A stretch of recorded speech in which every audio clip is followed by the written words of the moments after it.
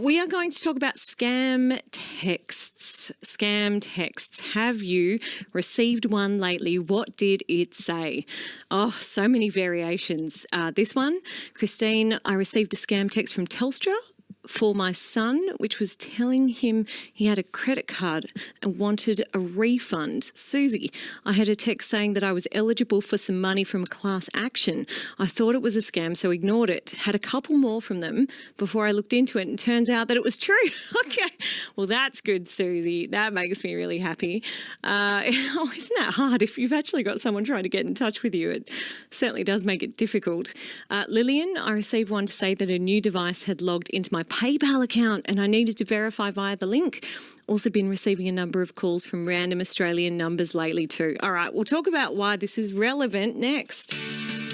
Be part of Sports Talk. Mick Malthouse. Until they replace him with someone who's going to be as good as him, then he stays in the side. Mark Duffield. There was not one skill of football lost to the game as a result. They just didn't argue with the umpires. Clint Wilden. A lot of people are going to get really angry about it. And if you're one of those, I invite you to call in. Sports Talk, Saturday from 10 on ABC Radio Perth, WA and ABC Sport Digital. It's 20 minutes to 2.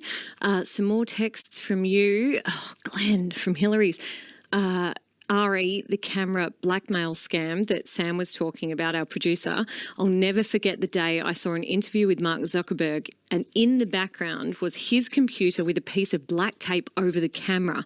From that day, I put black ice hockey tape over my cameras because, sheesh, if Zuckerberg thinks it can happen to him, I'm not risking it. Oh. The Afternoon Show, 12:30 till 3:30, Monday to Friday, with Christine Layton on ABC Radio Perth. So tell me, have you received a text message with a weird link from a random number pretending that you have got a thing that needs to be done? Well, as you know, we never click that link. But apparently 1/5 of mobile devices have encountered malware, which can lead to limited phone functionality and sometimes your personal information being accessed.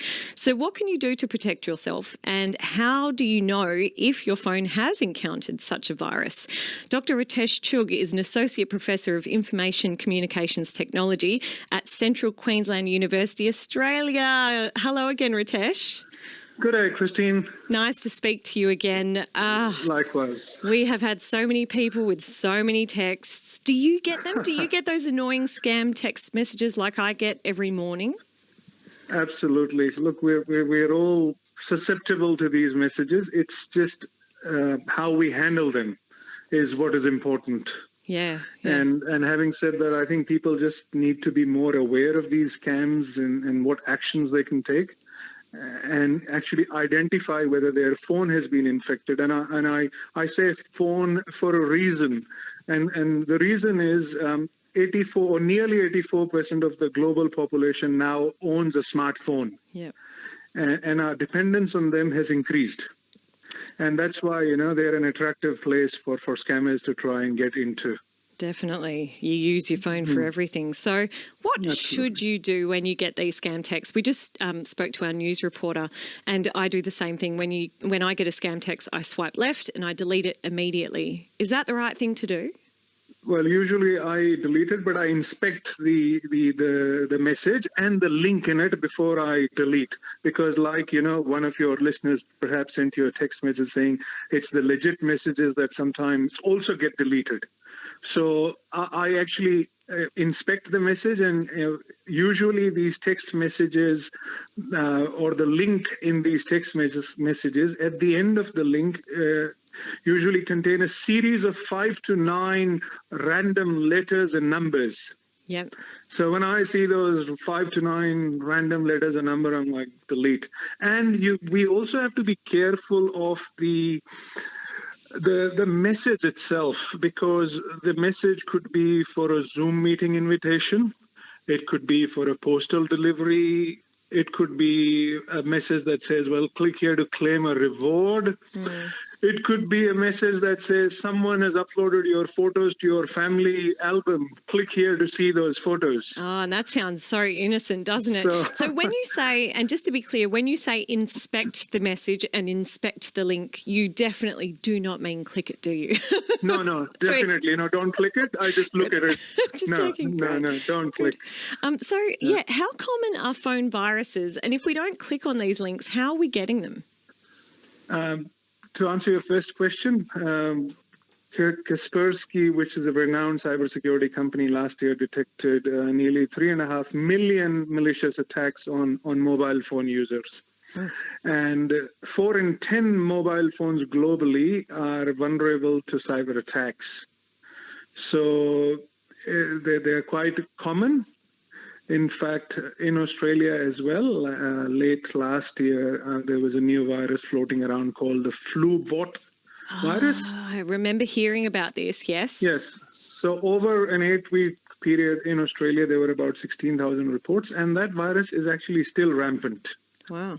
In Australia. In fact, I'm looking at the Scam Watch website, and I'd recommend your listeners to also go and look at Scam Watch website, because it's the Australian Competition and Consumer Commission's website, where they outline the different types of scams, what protection mechanisms can be taken, and also how to report scams. It's important. So I'm looking at the last 3 months. There are about 1,000 reports that have already been made, and people have lost about $60,000. Right, and those are the people who have actually contacted ScamWatch. I'm sure that there are many more. So before we talk about signs to look out for on your phone, why would they want to hack into your phone anyway? What are some of the common motivations? Look, our personal information is very valuable for scammers. And our personal information, or using our personal information, scammers are able to create banking accounts, create fake PayPal accounts, sign up for fake or create utility accounts. So our information is really important. And through these viruses, the scammers are actually able to spy on us 24/7. Because what the malicious software actually enables the hacker to do is they can actually capture every keyboard input as well. Wow. So anything that we type on our phone or on an infected phone, that information is sent back to hackers. Okay. All right. It is 1:45. Dr. Ritesh Chugh is my guest. So we are talking about scams, scam texts, and what to do if you have one. I'm getting lots of messages. Joan, my last scam warned me my account at which bank had been blocked. To unblock it, just click the link. I don't have an account there, so that helped. Let me see. Elizabeth, I received a text message and a call saying that I'd been overpaid on the childcare rebate 6 years ago. It was a debt collector. The government had never chased me up, so I didn't believe it. Turns out it was true. My debt for $300 had been sold to a debt collector by Centrelink. And you just don't know what's real and what's not. Aaron in Geraldton, this wasn't me, but a friend of mine got a text a number of years allegedly from Trans WA asking for a credit number to pay for a bus ticket for his son. Him being a little suspicious, asked for details of the bus trip. They replied with a few details, including his son's name, and then he broke down. They had a named son who had passed away as a toddler 9 years earlier. We still don't know if it was a scam or a really sick joke. That is truly awful. And you just don't know where they're getting your information from. Carolyn has asked what happens if you do accidentally click the link, Ritesh. Look, Christine, firstly, I'm sorry to hear about all these stories. Some users have taken the right action, others may have fallen prey to it. But as you can tell, scammers are actually constantly testing the waters to see what actually lures people into. Right. So now what was the question? Sorry. So what happens if you do accidentally click the link?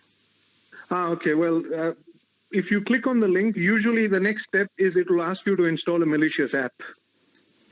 And often what it might also say by clicking on the link, a pop-up message will come up that will say your phone is infected, and install this app to remove the malicious software. So don't do any of that. So usually it will ask you, so the next step, it will ask you to install an app.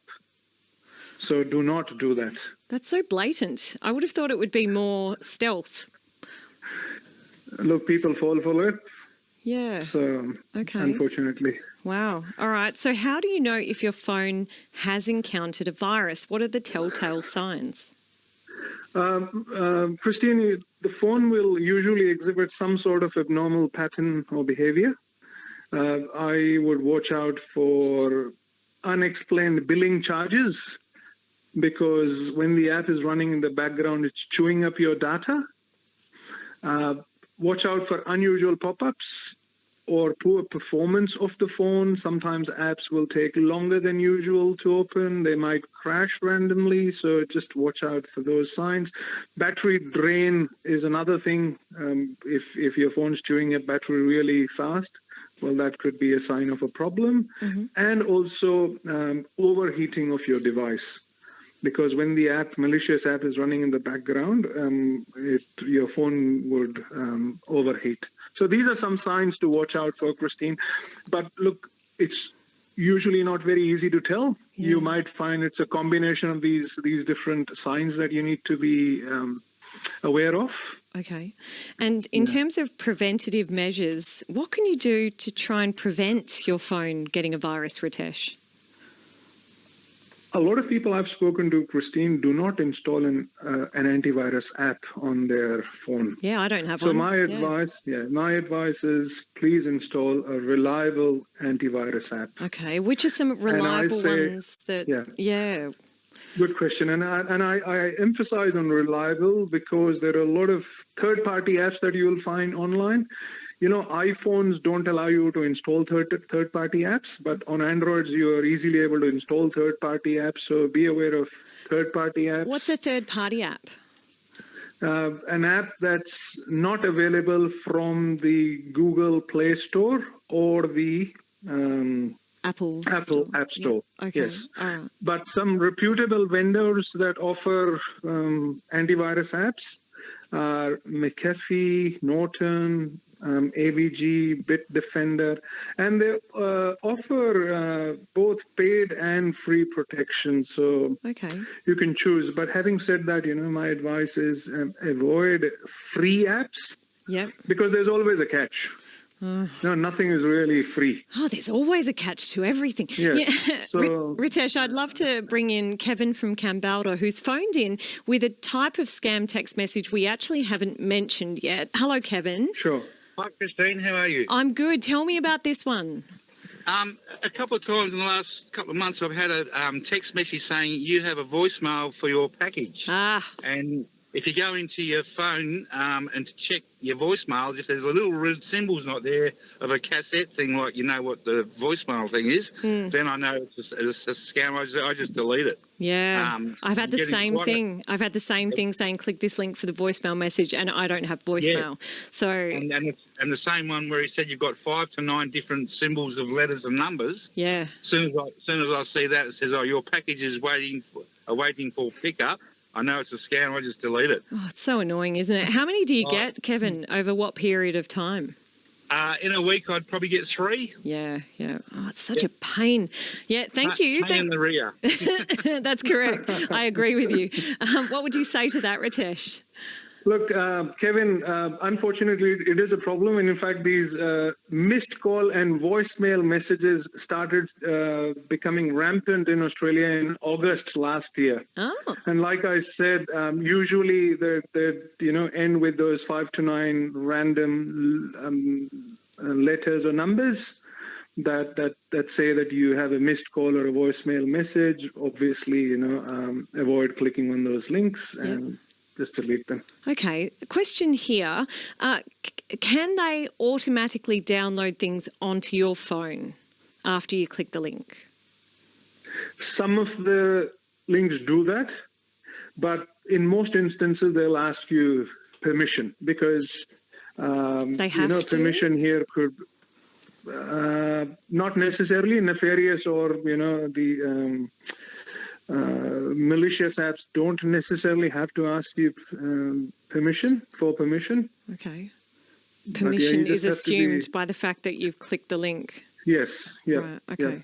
Yeah. And by clicking on the link, then when the app starts working in the background, it'll do what it has to in terms of sending your information back to the hackers. So from your professional perspective, who is better for phone security, Apple or Android? That's $1 million question, Christine, and very, very, very common question. And usually everyone wants a definitive answer. Yeah. Now, a definitive answer here, Apple devices are usually considered more secure than Android. Mm-hmm. In fact, there was some research done by Nokia a couple of years ago, and they said that Android devices are nearly 50 times more likely to be infected by malware than Apple devices. However, one of the things, and I'd like to caution your users is while I can put hand on heart and say that Apple devices are usually more secure, but some of us actually go and jailbreak our iPhones. Yeah. So jailbreak means modify our iPhones. Uh-huh. Now, once we modify our iPhones, we are equally vulnerable as much as Android devices are. Yeah, okay. So I'm not that cool, but I do know people who have done that. I've got a call from Jeff in Layton who would like to tell you something. Hello, Jeff. How you going, guys? Good. What would you like to say to Ritesh? Now, hang on. Turn that down. The other day, I got an email, and in that email, I opened the email up, and it was from, you go into different suppliers. Yeah. I don't know if I can mention his name, but anyway, I ended up opening it, and it went straight on to this supplier's website. It's app site. Yeah. And I actually ordered a canopy for my motorbike, which cost me $26. Now, 2 days ago, I ordered a set of scales off this supplier's app. Yes. And today, I got notification that that product had left. It's gone into shipping. Okay. Now, that canopy, I have had no notification of that being shipped or anything. No tracking and nothing. Oh. Can they get into emails? Good question. What would you say, Ritesh? Yes, they can definitely get into emails. If a hacker has previously got access to your email, it is possible to get into emails.